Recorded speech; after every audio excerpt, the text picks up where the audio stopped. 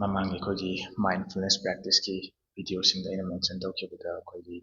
Source of happiness ꯑꯗꯒꯤ suffering ꯁꯤꯒꯨꯝꯕ ꯃꯇꯥꯡꯗ ꯈꯔ ꯄꯟꯈ꯭ꯔꯦ ꯑꯗꯨꯒ ꯁ꯭ꯇꯤꯃꯨꯂꯁ ꯗ꯭ꯔꯤꯕꯟ ꯄ꯭ꯂꯦꯖꯔ ꯍꯥꯏꯕ ꯑꯃꯒ ꯑꯗꯨꯒ ꯂꯥꯁꯇꯤꯡ ꯍꯦꯄꯤꯅꯦꯁ ꯍꯥꯏꯕ ꯑꯃꯒ ꯃꯈꯣꯏꯁꯤ ꯈꯦꯠꯅꯕꯁꯨ ꯑꯩꯅ ꯉꯥꯏꯍꯥꯛ ꯍꯥꯏꯐꯦꯠ ꯃꯦꯟꯁꯟ ꯇꯧꯈꯤ ꯑꯗꯨꯅ ꯁ꯭ꯇꯤꯃꯨꯂꯁ ꯗ꯭ꯔꯤꯕꯟ ꯄ꯭ꯂꯦꯖꯔ ꯍꯥꯏꯇꯥꯔꯒꯗꯤ ꯑꯩꯈꯣꯏꯒꯤ ꯁ꯭ꯇꯤꯃꯨꯂꯁ ꯑꯃꯗꯒꯤ ꯐꯪꯕ ꯄ꯭ꯂꯦꯖꯔꯗꯅꯤ ꯈꯨꯗꯝ ꯑꯣꯏꯅ ꯑꯩ ꯆꯤꯁ ꯀꯦꯛ ꯑꯃ ꯈꯜꯂꯦꯅ ꯈꯜꯂꯁꯤ ꯁꯣ ꯆꯤꯁ ꯀꯦꯛꯇꯨ ꯆꯥꯕꯗ ꯑꯥꯏ ꯐꯤꯜ ꯒꯨꯗ ꯕꯠ ꯆꯤꯁ ꯀꯦꯛꯇꯨ ꯂꯣꯏꯈ꯭ꯔꯒꯗꯤ ꯑꯗꯨꯒꯤ ꯄ꯭ꯂꯦꯖꯔꯗꯣ ꯑꯥꯏ ꯗꯣꯟꯠ ꯍꯦꯞ ꯗꯦꯠ ꯑꯦꯅꯤꯃꯣꯔ ꯁ꯭ꯇꯤꯃꯨꯂꯁ ꯑꯃꯅꯤ ꯑꯗꯨꯅ ꯁ꯭ꯇꯤꯃꯨꯂꯁꯁꯤ ꯇꯦꯝꯄꯣꯔꯔꯤꯅꯤ ꯑꯗꯨꯒ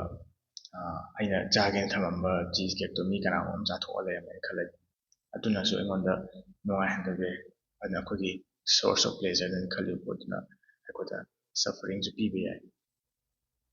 ꯑꯗꯒꯤ ꯂꯥꯏꯛꯋꯥꯏꯁ ꯆꯤꯁ ꯀꯦꯛꯇꯣ ꯑꯩꯅ ꯇꯞ ꯇꯥꯏꯅ ꯃꯌꯥꯝ ꯆꯥꯁꯤꯟꯕꯒꯤ ꯑꯩꯉꯣꯟꯗ ꯄ꯭ꯔꯣꯕ꯭ꯂꯦꯝꯁꯨ ꯂꯥꯛꯄ ꯌꯥꯏ ꯄꯨꯛ ꯅꯨꯡꯉꯥꯏꯇꯕ ꯑꯅꯥꯕ ꯑꯣꯏꯍꯟꯕ ꯌꯥꯏ ꯑꯗꯨꯅ ꯑꯩꯈꯣꯏꯗ ꯁ꯭ꯇꯤꯃꯨꯂꯁ ꯗ꯭ꯔꯤꯕꯟ ꯄ꯭ꯂꯦꯖꯔꯒ ꯑꯗꯒꯤ ꯂꯥꯁꯇꯤꯡ ꯍꯦꯄꯤꯅꯦꯁꯀ ꯑꯩꯈꯣꯏꯗ ꯌꯥꯝ ꯇꯣꯏꯅ ꯀꯟꯐ꯭ꯌꯨꯁ ꯇꯧꯍꯜꯂꯤ lasting happiness comes from doing things that we feel good about. ꯈꯨꯗꯝ ꯑꯣꯏꯅ ꯑꯩꯒꯤ ꯚꯦꯂ꯭ꯌꯨꯁꯀ ꯑꯦꯂꯥꯏꯟ ꯇꯧꯅꯔꯒ ꯆꯥꯟꯅꯔꯒ ꯍꯤꯡꯕ ꯄꯨꯟꯁꯤ ꯑꯃꯗꯒꯤ ꯂꯥꯛꯄ ꯌꯥꯏ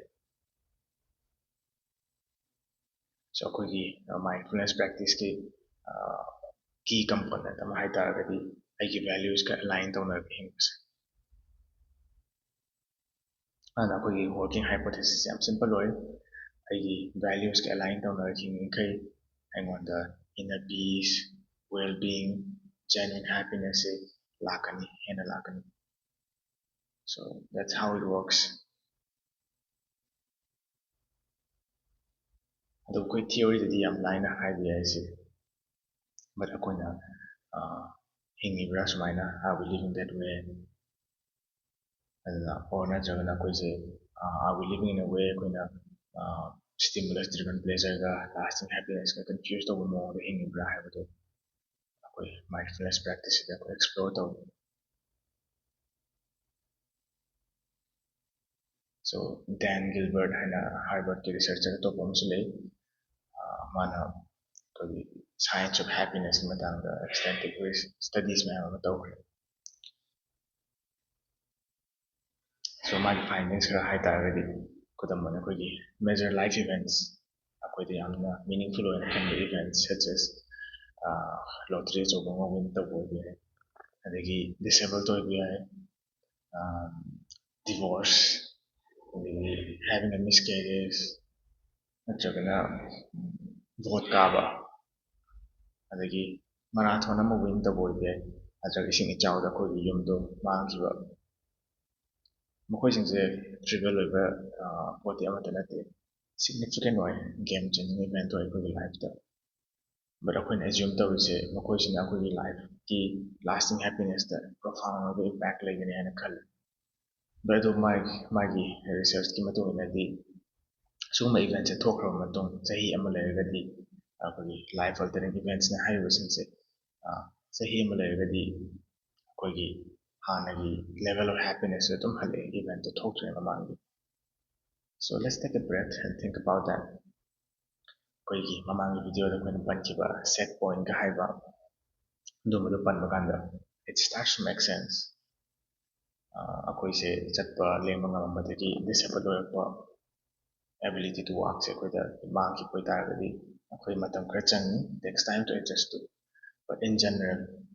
ꯃꯤ ꯑꯌꯥꯝꯕꯗꯤ adapt to the new circumstances ꯑꯗꯨꯒ ꯃꯥꯒꯤ baseline of well-beingꯗꯨꯗ ꯑꯗꯨꯝ ꯍꯜꯂꯛꯑꯦ ꯈꯨꯗꯝ ꯑꯣꯏꯅ lottery win ꯇꯧꯕ ꯑꯣꯏꯕ ꯌꯥꯏ ꯑꯩꯈꯣꯏ happiness ꯈꯔ ꯄꯨꯔꯛꯀꯅꯤ ꯃꯇꯝ ꯈꯔꯗꯤ but eventually ꯑꯩꯈꯣꯏ ꯄꯨꯟꯁꯤꯒꯤ stress worries ꯑꯗꯒꯤ ꯑꯀꯤꯕ relationship issues ꯑꯗꯨꯝ ꯂꯩꯒꯅꯤ ꯑꯗꯒꯤ ꯉꯁꯥꯏꯒꯤ lotteryꯗ win ꯇꯧꯔꯒꯁꯨ ꯉꯥꯛꯇꯪ ꯍꯔꯥꯎꯔꯒꯁꯨ ꯃꯥꯒꯤ set point-ꯗꯨꯗ ꯑꯗꯨꯝ ꯍꯜꯂꯛꯑꯦ ꯑꯗꯨꯅ ꯑꯩꯈꯣꯏꯒꯤ disabled ꯑꯣꯏꯕꯗ ꯍꯥꯏꯇꯥꯔꯒꯗꯤ lottery win ꯇꯧꯕꯗꯒꯤꯗꯤ ꯌꯥꯝ ꯈꯦꯠꯅꯩ ꯃꯣꯏꯁꯦ ꯌꯥꯝꯅ deeper ꯑꯣꯏꯕ experience ꯑꯃꯅꯤ ꯑꯗꯨꯅꯕꯨ ꯑꯩꯈꯣꯏ ꯆꯍꯤ ꯑꯃꯒꯤ ꯃꯇꯝ ꯄꯤꯔꯤꯁꯦ so ꯍꯞꯇꯥ ꯑꯃ ꯊꯥ ꯑꯃ ꯑꯗꯨꯝꯕꯗ impact ꯇꯧꯔꯝꯕꯗꯤ ꯌꯥꯏ but ꯆꯍꯤ ꯑꯃ ꯂꯩꯔꯒꯗꯤ overall ꯃꯤ ꯈꯨꯗꯤꯡꯃꯛꯁꯦ adapt ꯇꯧꯏ rebound ꯇꯧꯏ So ꯑꯁꯤꯗꯒꯤ ꯇꯦꯛ ꯑꯋꯦꯁꯤ ꯀꯩꯅꯣ ꯍꯥꯏꯕ ꯃꯇꯝꯗ ꯂꯥꯏꯐ ꯏꯚꯦꯟ ꯁꯤꯒꯨꯝꯕꯁꯤꯡꯁꯦ ꯂꯥꯏꯛ losing a home, ꯑꯩꯈꯣꯏꯒꯤ ꯏꯁꯤꯡ ꯏꯆꯥꯎꯗ ꯅꯠꯇ꯭ꯔꯒꯅ ꯑꯩꯒꯤ ꯗ꯭ꯔꯤꯝ ꯖꯣꯕꯇꯣ not getting that, losing a job ꯀꯣ ꯑꯩꯈꯣꯏꯗ ꯂꯥꯁꯇꯤꯡ ꯑꯣꯏꯕ ꯏꯝꯄꯦꯛ ꯑꯩꯈꯣꯏꯅ ꯑꯦꯛꯁꯄꯦꯛ ꯇꯧꯕ ꯑꯗꯨꯃꯥꯏꯅꯗꯤ ꯂꯩꯇꯦ.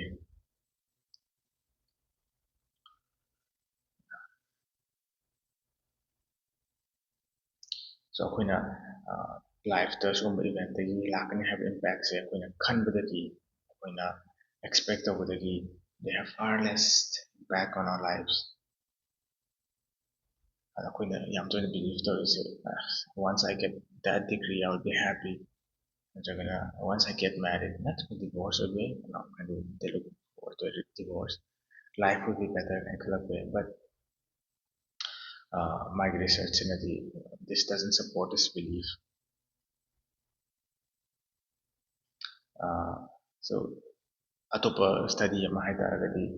ꯑꯩꯈꯣꯏꯒꯤ most of the major life traumas ꯑꯩꯈꯣꯏꯒꯤ 3 months ꯃꯃꯥꯡꯗ ꯊꯣꯛꯈ꯭ꯔꯒꯗꯤ it has little to no impact on a person's current level of happiness, except on certain cases like PTSD ꯒꯨꯝꯕ develop ꯇꯧꯔꯛꯄ case ꯈꯔꯗ ꯅꯠꯇꯅ. So let's think about it. Let's think about if we're still confusing with stimulus driven pleasure lasting genuine happiness.